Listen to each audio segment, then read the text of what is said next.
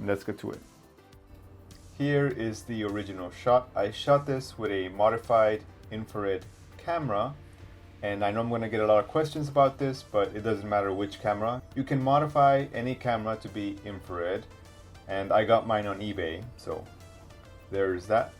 Now, first thing you need to do is select the correct color profile. Go to your profiles.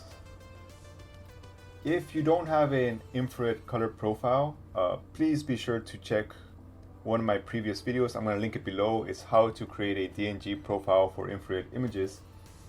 And the first thing you notice is that it's kind of overexposed. That's because when you shoot infrared, it's very, very easy to overexpose. So check out my infrared shooting tutorial if you want to see how to shoot correctly. Here's an example of how I made a mistake, but it's okay because we're going to lower the exposure,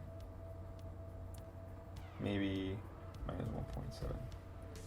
That looks fine. Now, you should have a picture that looks like this. And the first thing we're going to do is we're going to get the white balance off of the clouds. So now your picture should look like this. Next step, we're going to edit this in Adobe Photoshop. Now, if you don't have Adobe Lightroom, you can actually open the raw photo in Adobe Camera Raw and do the exact same thing that I just did. So here is our picture. What we need to do is we're going to switch the channel. So go to Image, Adjustments, Channel Mixer. This next step is pretty easy. Right now we're in the red channel. We're going to switch the red and the blue. So red should be 0. Blue will be 100. Now, some people like this look, that's fine, but I'm going to switch the blue channel. Now we're in the blue channel, make red 100 and make blue 0. So you should have this kind of image. And actually, most people are done editing an infrared picture here, but I like to play with colors more. So you can go to Image, Adjustments, Hue and Saturation, and let's pretend you want to change the yellows. That's fine. You can change them to any color that you want. Let's reduce the saturation. Some people will leave it at this, some people like it like that, and that's fine.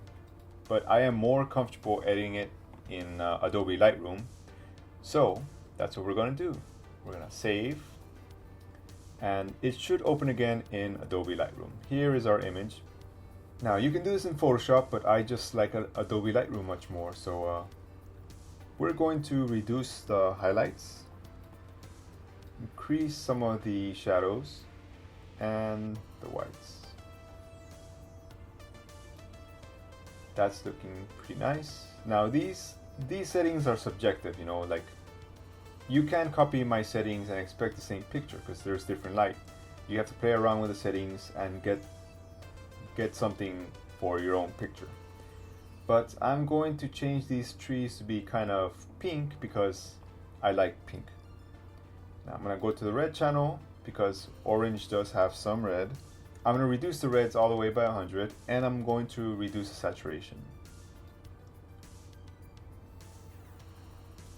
Now, like I said, these settings I'm just looking at them and playing around with them. There is no exact setting for this, so copying me is not going to help you. And I'm going to play with the orange channel too. Let's try -50. Reduce the saturation. And I'm going to increase the luminance. There we go. And I'm going to make it kind of a more natural blue. And increase the luminance. From here you can do whatever you like, but when you look at an infrared picture, the trees are usually kind of blurry, so I'm going to reduce the clarity.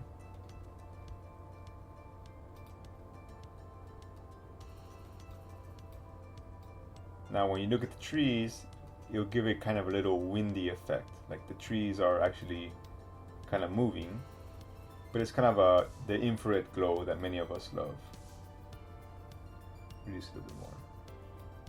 Now when you look at them, it has kind of a little glow effect. So that's it for this infrared tutorial. I hope you guys really enjoyed it.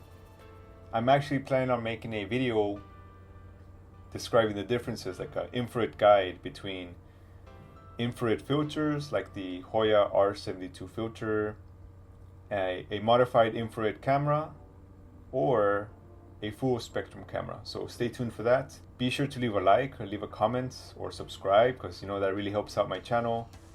And I hope to see you guys around some more. So have a nice day.